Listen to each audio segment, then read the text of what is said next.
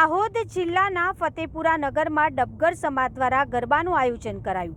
ફતેપુરા નગરમાં ડબગર સમાજ દ્વારા માતાજીના ચોકમાં ગરબાની રમઝટ જામી ડીજેના તાલ સાથે રાત્રિ દરમિયાન ચારે બાજુ ગુંજી ઉઠ્યું। ફતેપુરા નગરમાં ડબગર સમાજ દ્વારા નવરાત્રિના દિવસે રાત્રિ દરમિયાન નાના બાળકોથી લઈને વડીલો, માતાઓ, બહેનો વગેરે ગરબા રમવા માટે માતાજીના ચોકમાં ગરબાની ડીજેના તાલ સાથે ગરબાની રમઝટ જામી હતી, જેમાં ચા નાસ્તાની પણ વ્યવસ્થા કરવામાં આવી હતી। ત્યારબાદ પ્રસાદીની પણ વ્યવસ્થા કરાઈ હતી અને ગરબાની રમઝટ જામી હતી, જેમાં માતાજીની આરતી, પૂજા અર્ચના કરી